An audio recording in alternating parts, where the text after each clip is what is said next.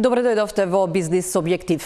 Македонското вино се извезува се поскапо. Вредноста расте значително, додека извезените количини се зголемуваат побавно. На странските пазари до септември годинава се пласирани нешто повеќе од 30 милиони литри во износ од 45,6 милиони евра. Од овие бројки гледаме дека вредноста на извозот е зголемена повеќе во однос на количините. За споредба, минатата година од Македонија е направен извоз во износ од 58,7 милиони евра, слично како и претходните 2 години, но се забележува дека извезените количини се намалуваат. Ирена Чачкова ја има анализата за состојбите и предизвиците во винската индустрија. Над 105 милиони евра приходи собрале 78 винари во земјава минатата година, додека пак заработиле вкупно 7,6 милиони евра, покажуваат податоците од бизнис мрежа. Но најголем дел од оваа добивка, над 4 милиони евра, завршила во касата на најголемата винарија во земјава, Тиквеш. Од бројките во берзанските извештаи за годинава може да се види дека оваа винарија од јануари до јуни годинава во однос на истиот период лани ја зголемила заработката за 9%. Македонско вино најмногу се извезува во Европа, во скандинавските земји и нешто помалку во САД и Кина. Се помалку се пласира во цистерни, а повеќе во шишиња, иако нивната цена е значително зголемена. Според податоците од Министерството за земјоделство, лани во однос на 2023-та биле извезени над 12 милиони литри вино повеќе. Годинава пак заклучно со август на странските пазари се пласирани над 30 милиони литри.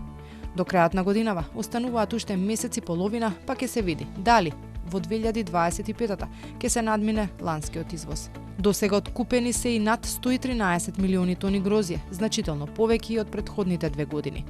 Во Македонија виното се смета за еден од најголемите амбасадори на земјава, но нашиот амбасадор е во црвена боја, вино кое се помалку се бара на овие простори, но и глобално. Затоа се размислува вранецот, сортата која е најмногу застапена кај нас за производство на вино, да се користи за да се добијат други производи. Генерално во светски рамки се конзумира се помалку црвено вино. Значи, кои се причините? Најверојатно и глобалното затоплување, подолг е летниот период, особено во севернава хемисфера, подолг е летниот период, повеќе сакаат посвежи бели вина, дополнително младите помалку конзумираат вино. И што значи тоа за нашата индустрија? Ако гледаме дека околу 40% од сите насади на грозје се од вранец, а ние произведуваме генерално вина вранец или купажи со вранец, тоа значи дека можеби ќе треба да ја смениме стратегијата. Значи, или треба да се почне со производство на бело вино од вранец, има пионерски обиди оваа година, верувам дека и јавноста ќе дознае за нив, што е интересно, или од тоа црвено грозје, за да не ги уништуваме лозовите насади, да успееме да брендираме сок од грозје, кои што, например, го конзумираат дури луѓето кои што имаат здравствени проблеми. И покрај високите бројки на извоз и откуп на грозје, оние кои се дел од оваа индустрија укажуваат и на тоа дека во Македонија се потешко е да се биде производител на вино. Велат дека од една страна го имаат притисокот од цената на лозарите, од друга страна од оние на странските пазари. Да се биде дел од овој бизнис најмногу му се исплати на оној кој располага со грозје од својот двор, без да мора да купува од други. 85% од тоа што го произведуваме го извезуваме, а домашниот пазар па не трпи високи цени. Тоа значи скапо го плаќаат грозјето, а не можат скапо да го продадат виното. Дополнително на тоа се и трошоците, тековни трошоци, струја, вработени и така натаму. Може би се исплати на некој кој што има своји лозови насади и доколку тоа е повеќе од 5 до 10 хектари. Се што е испод 5 до 10 хектари не е исплатливо производство за грозје. Производството на вино не е само скапо хоби како што се размислува кај нас. Ова е ставот на Александар Ристовски, кој е оперативен менаџер во помала винарија која функционира на македонскиот пазар веќе неколку години. Вели простор за бизнис има, но и тој е на ставот дека најголем профит добива оној со свое грозје. Смета и дека пазарот на формирање цени не функционира како што треба, а субвенциите што ги дава државата треба да се повисоки. Со тоа што во Македонија таа пазарната функција не дејства или не оперира онака како што реално би требало на еден отворен пазар. Прво затоа што имаме неколку субјекти поголеми кои силно влијат на поставување на цените на пазарот, со тоа што наметнуваат одредени цени на производи. А од друга страна имате многу ситни мали субјекти кои што едноставно ги следат големите субјекти и се трудат да менаџират во тој момент. Во Македонија има еден законски момент кој мора да се запази. Тој законскиот момент е одредување на цена на една сорта на бело грозје и една сорта на црвено грозје од најзастапени, така вели закон, најзастапени. Тоа се однесува на Смедеревка од белите и на Вранец од црвените. И тоа е фиксната цена. И таа цена ја одредува независно тело кое прави пресметка на трошоци на производство, за да може да речеме ја стави така наречена минимална откупна цена на грозје. Меѓутоа тоа се однесува на тие две сорти на грозје. Проценките се дека на домашен терен потрошувачката на вино засега е стабилна. Нема намалување, но нема ниту зголемен интерес. Добар сигнал е тоа што шприцерот се помалку е присутен на масите во кафеаните и рестораните.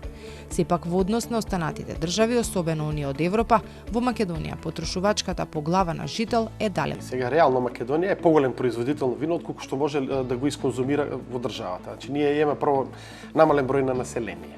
Дел од населението од други религиозни, да речеме, причини послабо или воопшто не конзумира алкохол. Од друга страна имате, како да речеме, ситуација дека се намалува просечна потрошувачка на вино. Значи луѓе се помалку пијат количински вино, ама предпочитаат да пијат повеќе квалитет отколку квантитет, како една дигресија или разлика од тоа што беше во минатото. Дека во Македонија виното се пие и дека ниту една економска, да речеме, како да кажеме, состојба не влие многу на конзумацијата на вино, е од причина што во Македонија се уште големиот производство на вино, посебно во домашни услови, за домашни потреби, продажбата на вино директно на врата, преку тие мали, кои регистриран сега поново, порано многу од нив беа воопшто не регистрирани, има вино со соодветни цени за соодветни купувачи. Она што статистички не може да го видиме е тоа дека просечната потрошувачка на вино во Македонија е многу мала, некаде од прилика 10 литри на жител, што да речеме споредбено со на Словенија каде што е 24-25 литри е многу повеќе. Да не речем дека една Данска која е земја позната по пиво и по водка, таа конзумира статистички скоро 40 литри вино по жител. Но она што е евидентно е тоа што производството на вино низ годините значително е опаднато. Според некои груби пресметки на представниците од овој бизнис за период од 20 години е намалено за 50%. Една од причините се климатските промени поради кои бербата на грозје започнува 2 недели порано. Државите се обидуваат да најдат решенија. Некои дури одлучуваат новите насади да бидат на поголема надморска висина. Само ќе го спомнеме Бордо, кој што во 2019 година воведе 6 нови сорти во нивната апелација, што тоа го немаат стотици години го немаат направено, со цел за полесно се справат со тие нови сорти кои што се рачуна дека ќе бидат поотпорни на климатските промени, за да може полесно да се справат со истите. Грозјето ќе се произведе, виното ќе се направи, но најтешкиот процес е продажбата. Затоа познавачите сметаат дека маркетингот и брендирањето се клучните работи во овој бизнис, особено во време на глобални случувања и конфликти и намалена потрошувачка на алкохолни пијалоци. Објаснуваат дека за да може ѕидовите во винариите да се накитат со пофалници и благодарници, треба многу труд, но и пари за да добијат медал кој е важен за производителите, за да знаат во кој правец да се движат во процесот на производство. За купувачите пак водилка кога не знаат какво вино да купат. Ние традиционално настапуваме на сајми, промотивно настапуваме на сајми.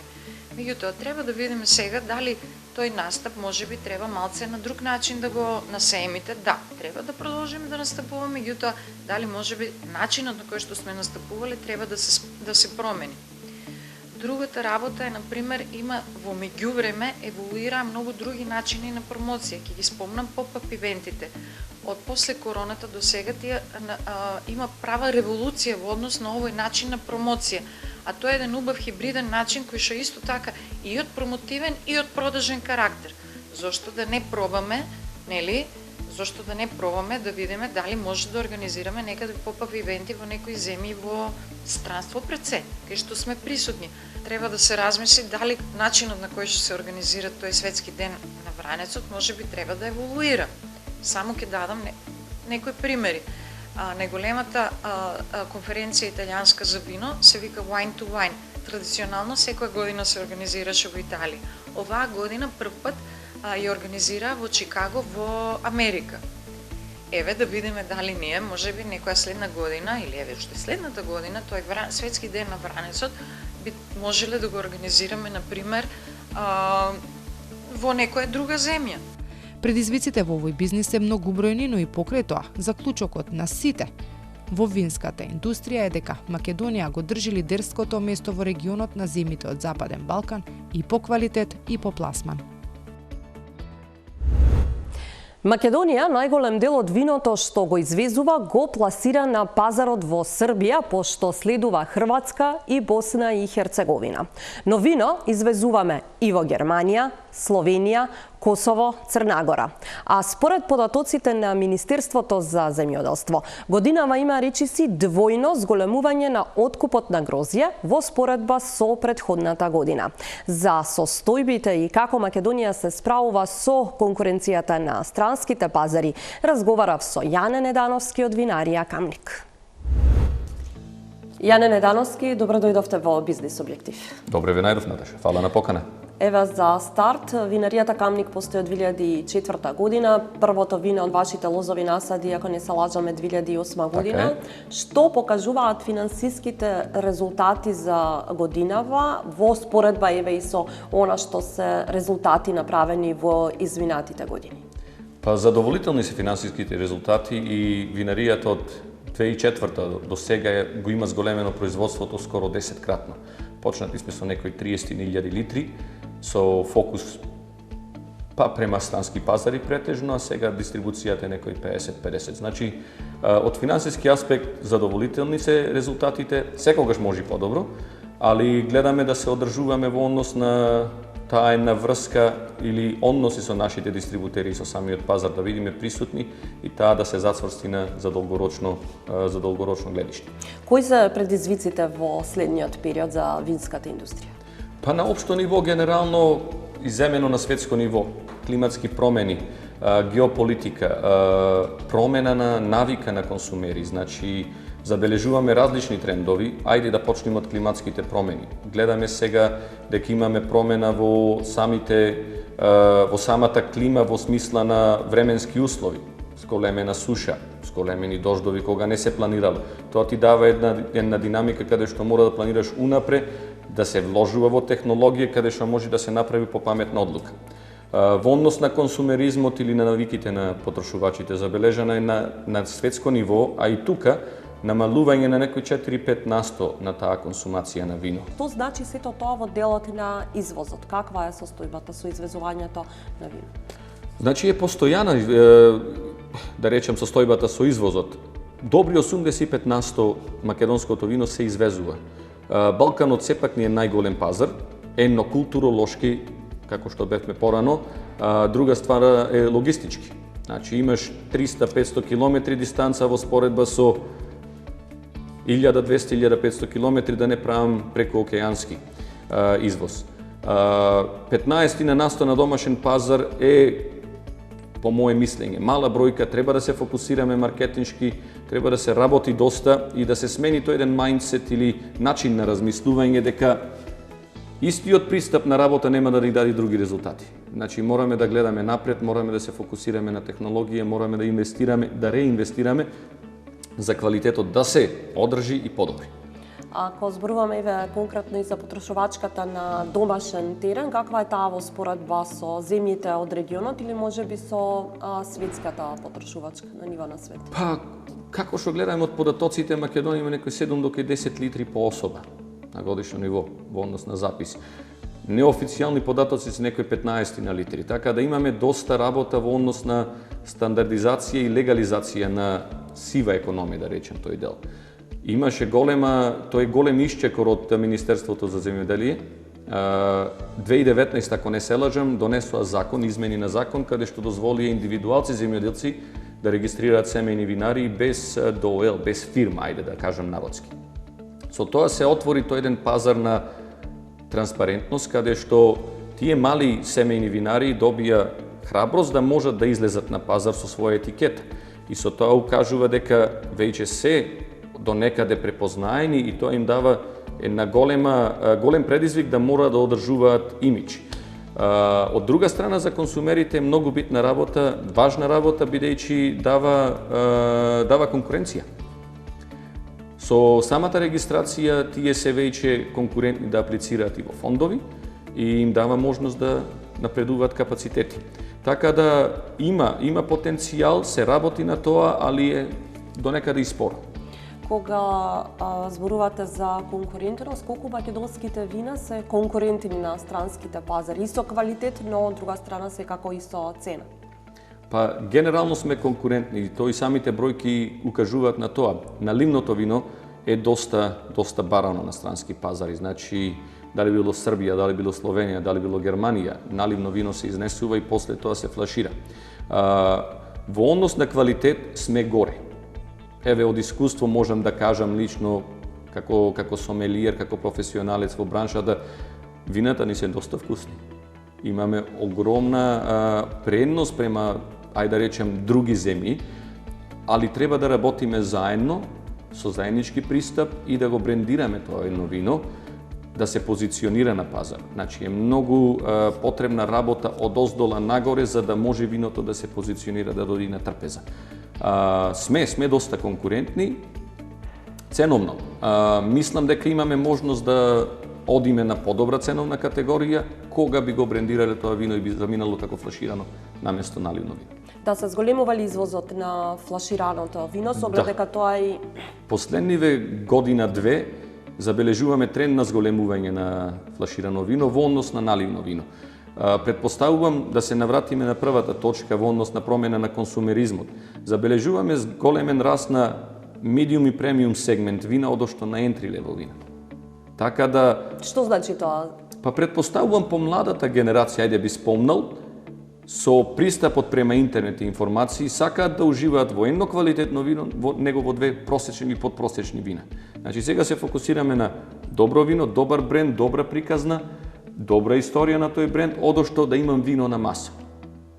Така да таа една промена веќе диктира промени на начин на размислување од производствен аспект или од наш аспект, да мораме сега да го зачуваме брендот, да најдеме вина кои што, или да направиме вина кои што се квалитетни, кои што можат да се консумираат на долгорочен план. Кои се за Македонија најдобрите земји за извоз, односно каде најмногу го извезуваме македонското вино?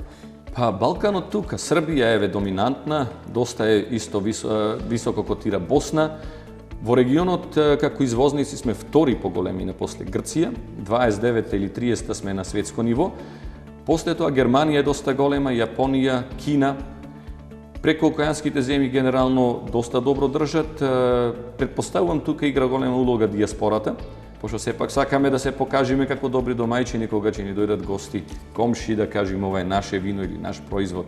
Така да сметам дека Балканот е сепак најдоминантен и мислам дека фокусот треба да остане тука, да се одржи тој еден сегмент и таа една врска со нашите добавувачи консумери на самиот Балкан и потоа со збор маркетиншки да се расшири тој преку пошироко.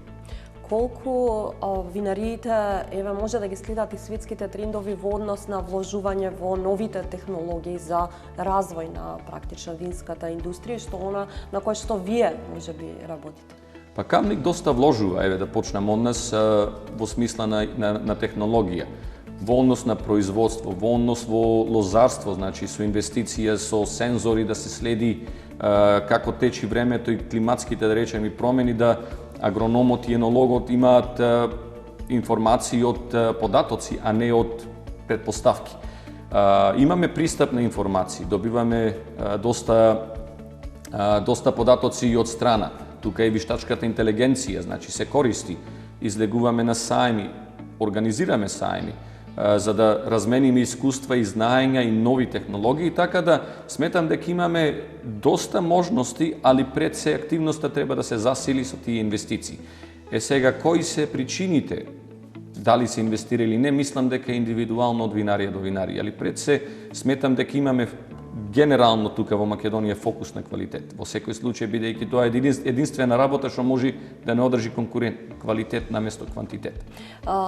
Споменавте во однос и на националната стратегија, но колку навистина може да кажеме дека таа стратегија е соодветна, дава резултати, или што е она што може би треба да се менува за натамошен развој на винската индустрија? Друга страна, гледаме дека младите се помалку сакаат да бидат можеби дел од лозарството. Па добро, се ако гледаме, доста е модерно да се работи нешто друго освен земјоделие генерално, али сметам дека е доста интересна гранка каде што дава можности за напредок и за развој на самиот себе како личност, да не зборуваме од технички аспект.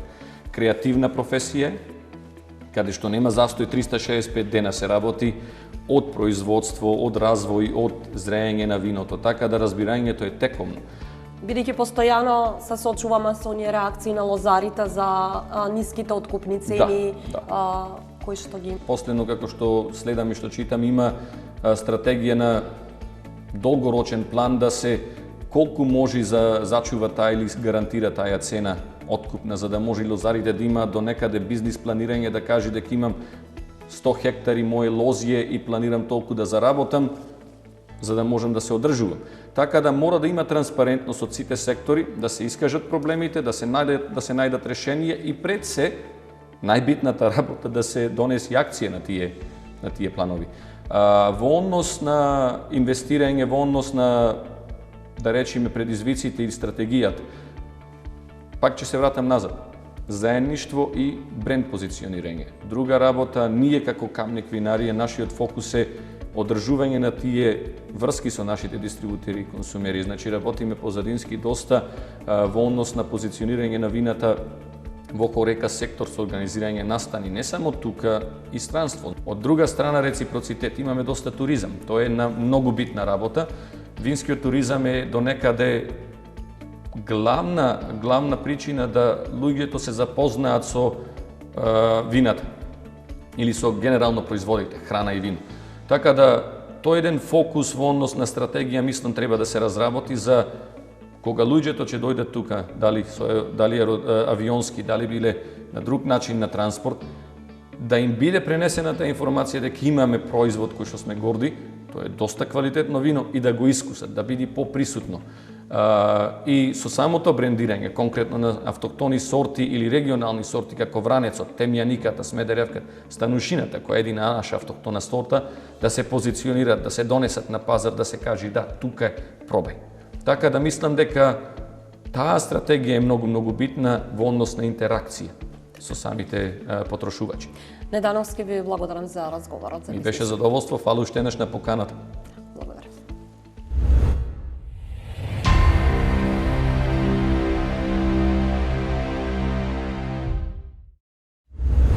Климатските промени влијаат на производството на храна и секако на винската индустрија.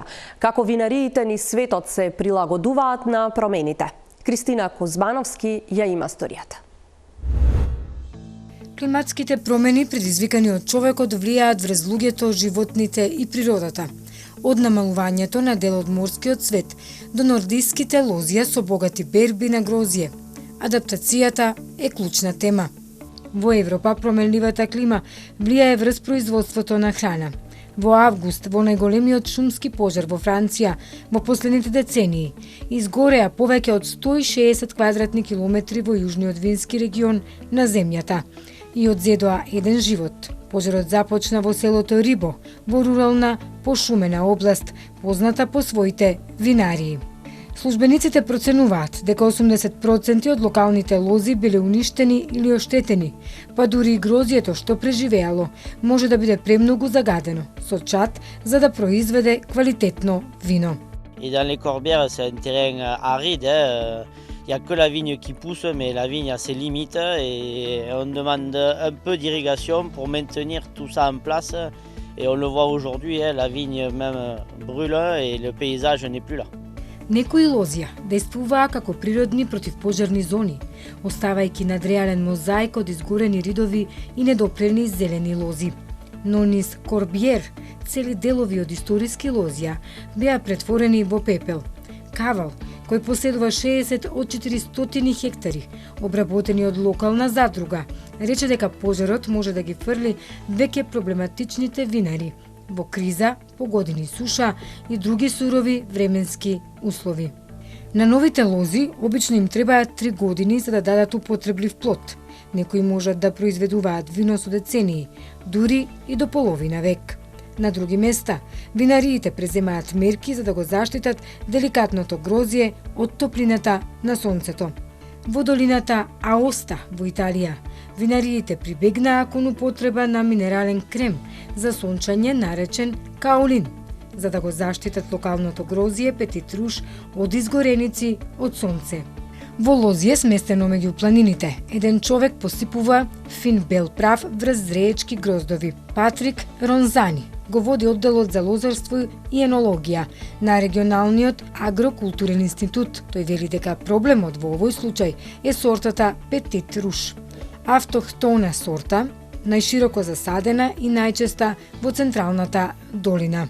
Il problema in questo caso è la varietà Petit Rouge, che è una varietà autoctona, la più impiantata in Valle d'Aosta, la più presente nel centrovalle, e che ha un problema, come anche altri autoctoni magari un po' meno importanti, che subisce delle scottature con delle particolari condizioni climatiche. Во топли сончеви денови, со високи температури и значителна изложеност на UV зраци, грозјето Петит Руш гори од сонце, последователно се суши и со тоа го загрозува производството на вино.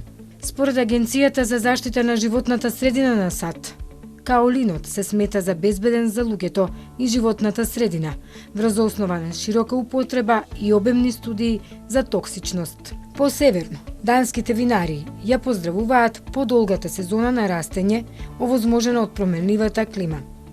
Нордиските земји не се она што познавачите би го дефинирале како врвен вински регион. Комерцијалните лозја се уште мали во споредба со Франција, Италија или Шпанија. Над 50.000 лози растат на оваа аридска падина на Зеланд, најголемиот остров во Данска. Порано оваа година, данецот Јакуб Браун Јенсен го напушти своето лозје во планините Санта Круз во Калифорнија за да стане нов собственик на најголемата винарија во Данска. Како што температурите се зголемија во западниот брег на Соединетите Американски држави, Јенсен виде можност дома. What we're seeing in California, of course, is getting warmer and warmer there. It's almost pushing the boundaries of winemaking. In Denmark, we have almost the opposite, right? We couldn't make proper wine before, and what I mean by proper is couldn't ripen the grape properly. We can do that now, driven by climate change. So I saw this sort of coming, and I've been watching it for the last 10 years, and I thought now actually was the time probably to jump in. We can now make some really nice quality wines in Denmark, and I think importantly the consumers have started recognizing it as well. Во последниве години комерцијални лозија се појавија подалеку на север, во Данска, Шведска и Норвешка. Она што започна како претежно аматерски производи од мал обем, сега се префрли во индустрија со растечки амбиции. Секако, нордските производители на вино се исто така склони кон екстремни временски услови предизвикани од климатските промени, како што се обилни дождови или град. Широко распространетото усвојување на нови сорти грозје отпорно на болести се смета за причина за порастот на нордиско вино. Повеќето нордиски лозари садат соларис, зелено грозје развиено во Германија во 1975 година, кое е прилагодено на постудени клими, зрее рано и е поотпорно на болести. Но нордискиот вински регион останува мал во споредба со речиси 1.000.000 хектари во Шпанија и 800.000 хектари во Франција. Поради пониските приноси и повисоките трошоци за работна сила, нордиското вино често е и поскапо. Швајцарските глечери се соочија со огромно топење оваа година со пат од 3% во вкупниот волумен, четвртиот најголем годишен пат досега, поради ефектите од глобалното затоплување. Мрежата за следење Гламус и Швајцарската академија на науките велат дека намалувањето оваа година значи дека ледената маса во Швајцарија, дом на најголемиот број глечери во Европа, се намалила за 1/4 во последната деценија. Since the year of 2015, In 10 years, we have lost 1/4 of the total ice volume. This is more than ever, and it's just made up of a suite of extreme years going with this acceleration of glacial melting that we have observed recently. Швајцарија е дом на речиси 1400 глечери, а ледената маса и нејзиното постепено топење имаат импликации за хидроенергијата, туризмот, земјоделството и водните ресурси во многу европски земји.